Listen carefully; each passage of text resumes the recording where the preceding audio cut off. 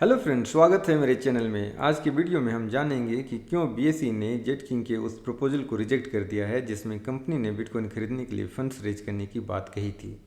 लेकिन वीडियो में आगे बढ़ने से पहले मेरे इस वीडियो को लाइक ज़रूर करें, शेयर करें और चैनल को सब्सक्राइब करना ना भूलें।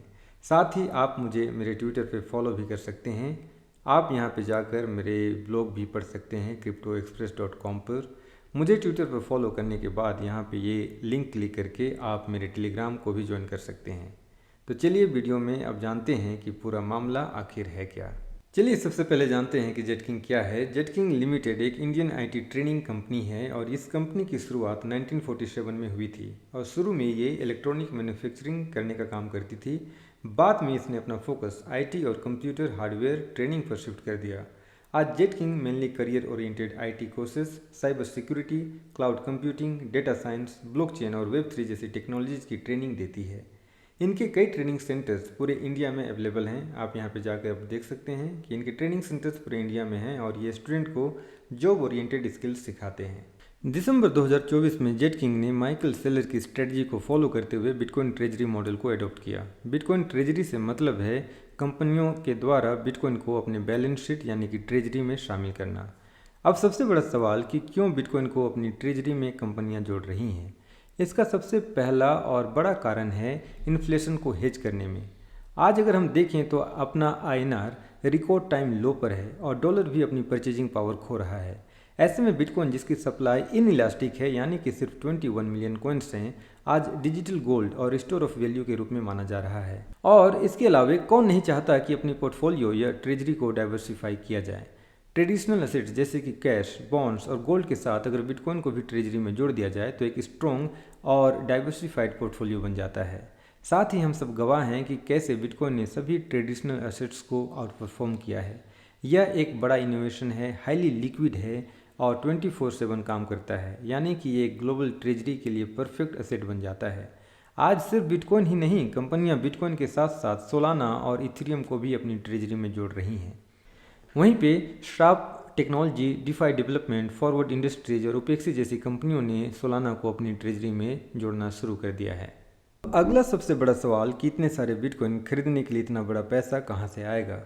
बिटकॉइन ट्रेजरी फंड करने के लिए कंपनियों के पास कुछ मुख्य रास्ते होते हैं और जेटकिंग ने अपने केस में बताया था कि वे नए शेयर जारी करेंगे, डायरेक्टली अपने बिजनेस प्रॉफिट से बिटकॉइन खरीदेंगे और कुछ सिनेरियो में वो रियल इस्टेट बेचकर बिटकॉइन खरीदेंगे और कैपिटल रेज करेंगे, जैसे लोन या बॉन्ड जारी करके ये कैपिटल रेज करेंगे।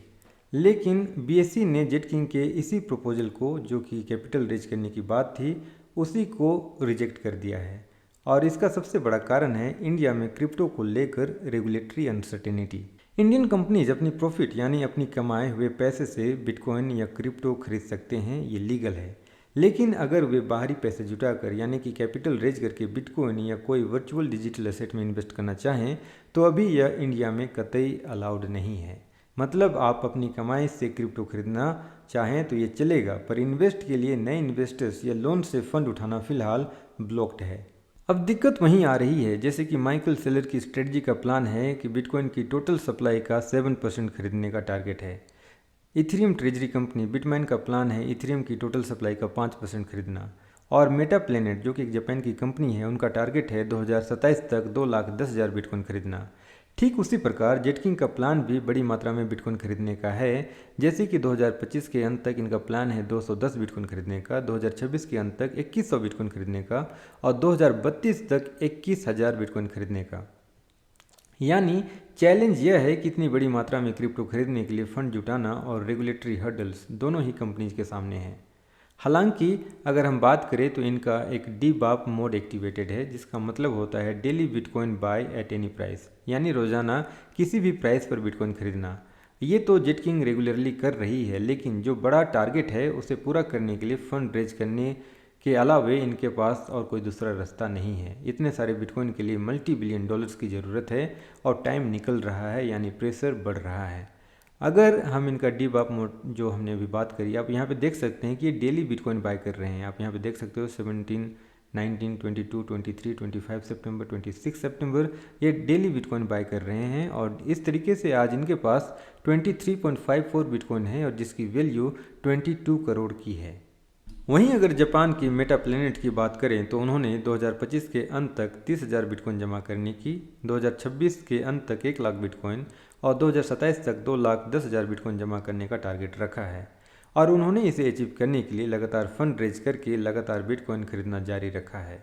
हाल ही में हुए बिटकॉइन बाय के बाद वे अपने टारगेट से सिर्फ कुछ ही बिटकॉइन दूर हैं।